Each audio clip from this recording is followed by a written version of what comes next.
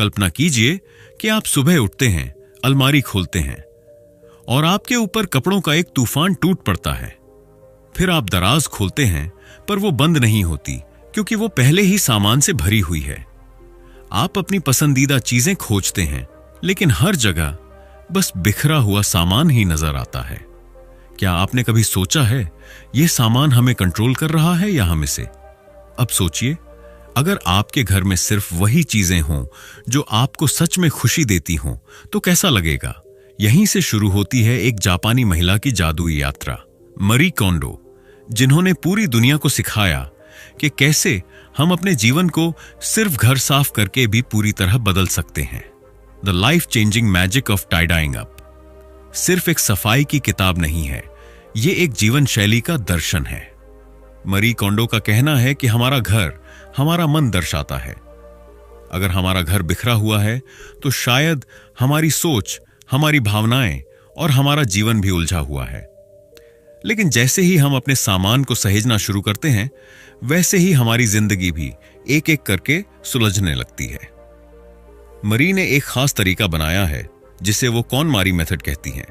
इसका सबसे बड़ा नियम है keep only those things that spark Joy, यानी अपने पास सिर्फ वही चीजें रखें जो आपको खुशी देती हैं। किताब का मकसद यह नहीं है कि आप सब कुछ फेंक दो, बल्कि यह है कि आप उन चीजों के साथ रहें जो आपके लिए सच में मायने रखती हैं। मरी कहती हैं, हर चीज का एक मकसद होता है। कुछ हमें खुश करती हैं, कुछ हमें सबक देती हैं। वो कहती हैं कि सफाई करना एक भावनात्मक प्रक्रिया है।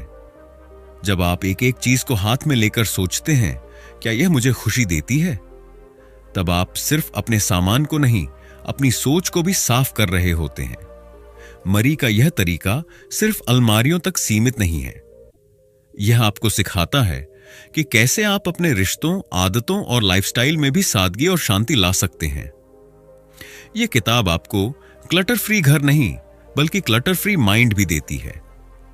तो अगर आप अपने जीवन में शांति, फोकस और सच्ची खुशी चाहते हैं तो यह जादुई सफर आपके लिए है।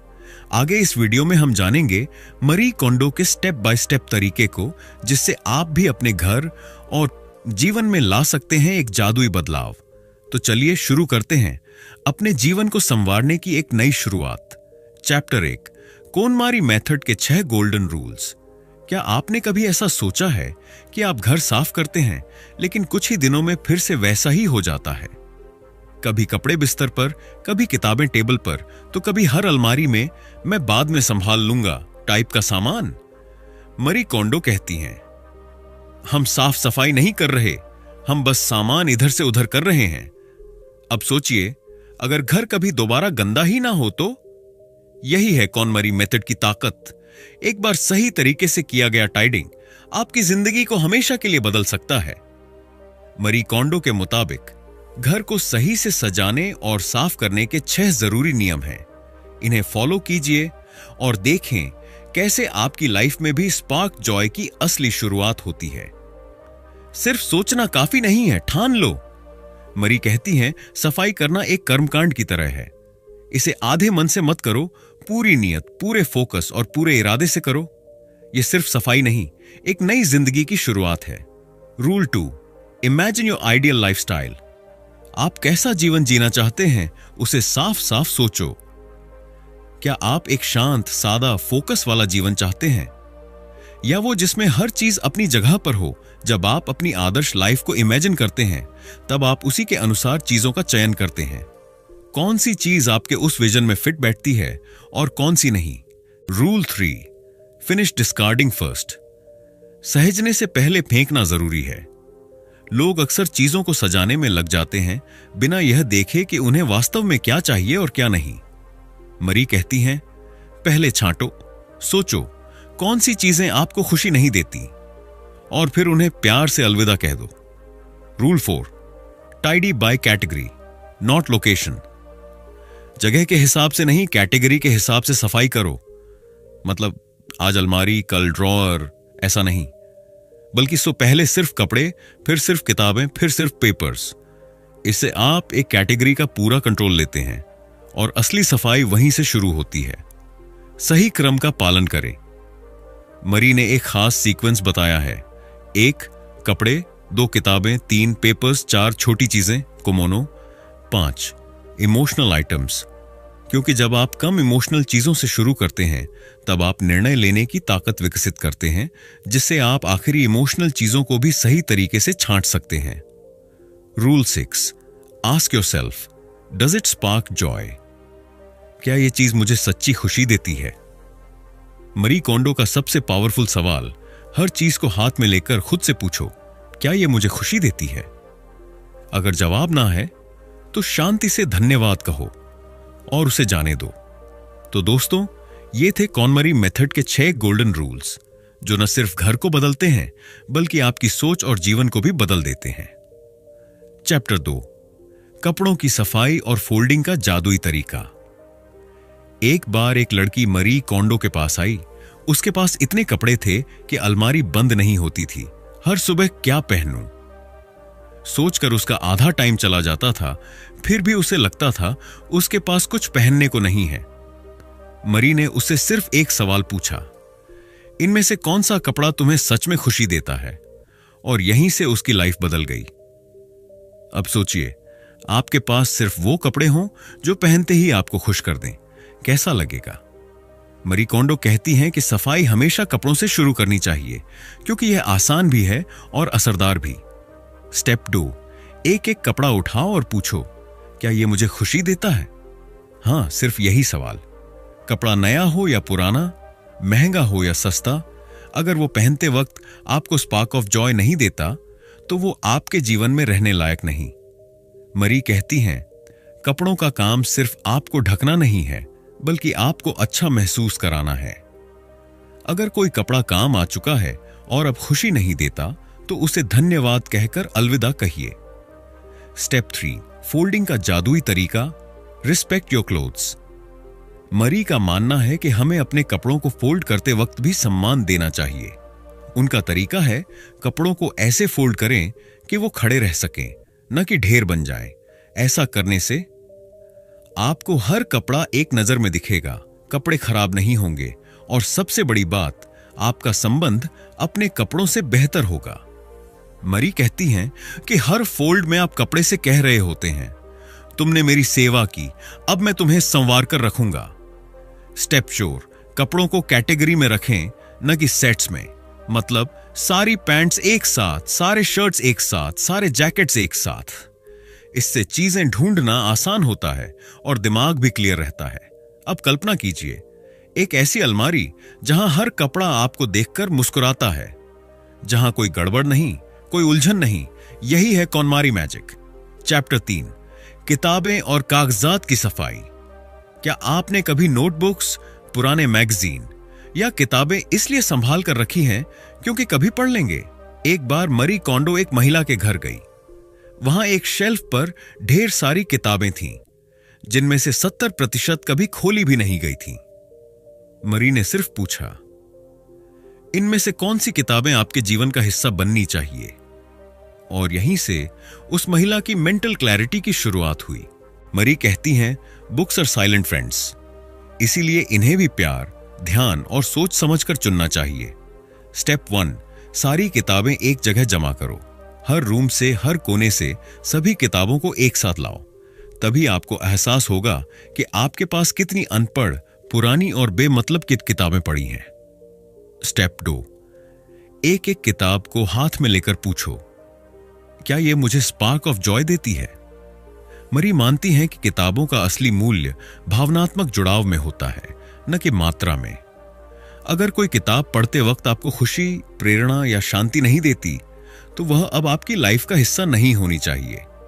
कभी पढ़ूंगा वाली किताबें अक्सर कभी पढ़ी ही नहीं जाती।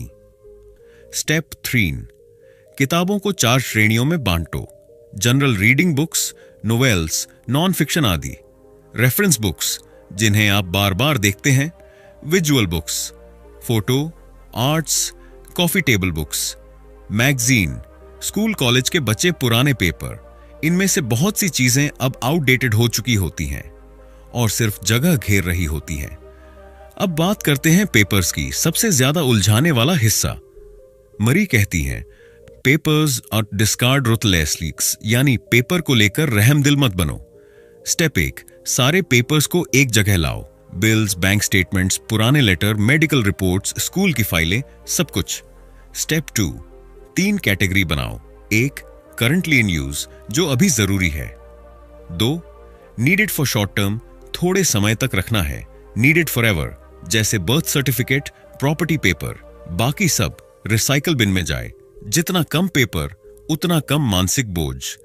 जब आप गैर जरूरी किताबों और पेपर्स को जाने देते हैं तो आप अपने दिमाग और दिल की भी सफाई कर रहे होते हैं, क्योंकि हर पन्ना, हर किताब एक पुरानी याद की तरह होती है और कुछ यादें बस जाने के लिए होती हैं। चैप्टर 4, किमोनो और इमोशनल चीजें। एक बार एक आदमी मरी कोंडो के पास आया। उसके पास पुराने गिफ्ट्स, टूटी घड़ियां, पुराने मोबाइल कवर, सैकड़ों चार्जर, यादों से जुड़ा हर सामान, सब कुछ जमा था। वो बोला, मैरी, मैं कुछ भी फेंक नहीं पाता। सब कुछ मेरे किसी न किसी रिश्ते से जुड़ा है। मैरी मुस्कुराई और बोली, आप अपने रिश्तों को चीजों में क्यों कैद कर रहे हैं? जिन यादों ने आपको कुछ सिखाया उन्हें दिल में रखें, सामान में नहीं। मरी कहती हैं, किमोनो यानी मिसलेनियस आइटम्स, वो चीजें जो हर कोने में छुपी होती हैं। किचन का सामान, बाथरूम की bottles, electronic accessories, makeup products, सजावट की वस्तुएं, छोटी छोटी गिफ्ट्स और शायद काम आए वाला सामान। स्टेप 1, एक के बाद एक श्रेणियों में बांटें। किमोनो को एक साथ साफ नहीं कर सकते, इसलिए मैरी इसे सब कैटेगरी में बांटती है। किचन आइटम्स, टेक्नोलॉजी और इलेक्ट्रॉनिक्स, स्किन केयर और मेकअप, स्टेशनरी और टूल्स, डेकोरेशन और गिफ्ट्स, स्मॉल स्टोरेज आइटम्स, हर कैटेगरी पर अलग दिन फोकस करें। स्टेप 2, हर चीज को पूछो, क्या यह मेरी जिंदगी में अब भी खुशी लाती है? एक टूटा हुआ फोन कवर, वो पुराने हेडफोन जो अब काम नहीं करते, वो गिफ्ट जो पसंद ही नहीं था लेकिन रखा है सिर्फ इसलिए कि किसी ने दिया था। मरी का कहना है, सिर्फ इसलिए कुछ मत रखो कि वो किसी ने गिफ्ट किया था। वो इंसान आपकी यादों में जिंदा है, चीजों में नहीं। अब बात करते हैं सबसे मुश्किल हिस्सा, इमोशनल आइटम्स, जैसे बचपन की डायरियां, पुराने कार्ड्स, फोटो एल्बम्स, पुराने कपड़े किसी स्पेशल मोमेंट के, तोहफे किसी एक्स या पुराने रिश्ते से। मरी कहती हैं, यादों को सामान में कैद मत करो। उन्होंने जो सिखाया वो हमेशा रहेगा, सामान नहीं। हर चीज को हाथ में लो और खुद से पूछो, क्या मैं इस स्मृति को सामान में रखे बिना भी संजो सकता हूं? अगर जवाब हां है तो धन्यवाद कहकर उसे जाने दो। जब आप छोटी चीजों और इमोशनल सामान को जाने देते हैं, तब आप अपने बीते कल को शांति से विदा देते हैं और वहीं से शुरू होती है एक नई, हल्की और शांत जिंदगी। मरी कोंडो का यह मैजिक हमें सिखाता है, कम सामान, ज्यादा खुशी, कम बोझ, ज्यादा आजादी। सोचिए, एक महिला थी जो हमेशा परेशान रहती थी। ऑफिस से लौटकर आते ही उसका मूड बिगड़ जाता था। कभी बच्चों की किताबें फैली रहती, कभी ड्रॉअर से चीजें ढूंढनी मुश्किल होती। वो कहती थी, मुझे खुद से चिढ़ होने लगी है। फिर उसने मरी कोंडो की किताब पढ़ी और पूरे दिल से अपने घर को साफ किया। कुछ हफ्तों बाद उसने कहा, मेरा घर अब मेरा मंदिर है और मैं फिर से खुद से प्यार करने लगी हूं। मरी कोंडो कहती हैं, जब आप अपने घर से क्लटर हटाते हैं तो आप अपने दिमाग और दिल से भी भारीपन मिटा देते हैं। यह सिर्फ सजावट नहीं है, यह मानसिक, भावनात्मक और आत्मिक सफाई है। घर साफ करने के बाद होता है असली मैजिक। 1, आपका मन शांत हो जाता है। जब हर चीज अपनी जगह पर होती है तो आपका दिमाग भी व्यवस्थित हो जाता है। कोई उलझन नहीं, कोई बिखराव नहीं। 2, आप डिसीजन मेकिंग में तेज हो जाते हैं। मरी कहती हैं, हर बार जब आप सोचते हैं क्या यह चीज मुझे खुशी देती है, तो आप अपने अंदर निर्णय लेने की पावर बढ़ा रहे होते हैं। 3, रिश्तों में आता है अपनापन और सम्मान। अब जब घर साफ होता है तो लड़ाइयां कम होती हैं, बातें खुलकर होती हैं और एक दूसरे को स्पेस मिलता है। 4, आपके जीवन के लक्ष्य स्पष्ट हो जाते हैं। क्लटर सिर्फ फिजिकल नहीं होता, वो आपके सपनों पर भी धूल जमाता है। जब चीजें कम होती हैं तो ध्यान केंद्रित रहता है। आप वो करने लगते हैं जो सच में मायने रखता है। पाइप आप खुद को फिर से पाते हैं। मरी कोंडो कहती हैं, आपका घर आपकी आत्मा का विस्तार है। जब आप अपने घर को सजाते हैं तो आप अपने भीतर को भी निखारते हैं। तो दोस्तों, ये थी the life changing magic of tidying up की जादुई यात्रा, जहां सफाई सिर्फ चीजों की नहीं बल्कि सोच, यादों और भावनाओं की भी होती है। मरी कोंडो हमें सिखाती हैं कि जब हम खुद से जुड़ते हैं तभी हम अपने आसपास की दुनिया को सुंदर बना सकते हैं। अगर जवाब हां है तो वो आपके पास रहने लायक है, और अगर ना है तो शुक्रिया कहिए और अलविदा कह दीजिए। आपका घर आपका मंदिर है और आप उस मंदिर के पुजारी। जगह साफ कीजिए और तो जिंदगी को चमकने दीजिए।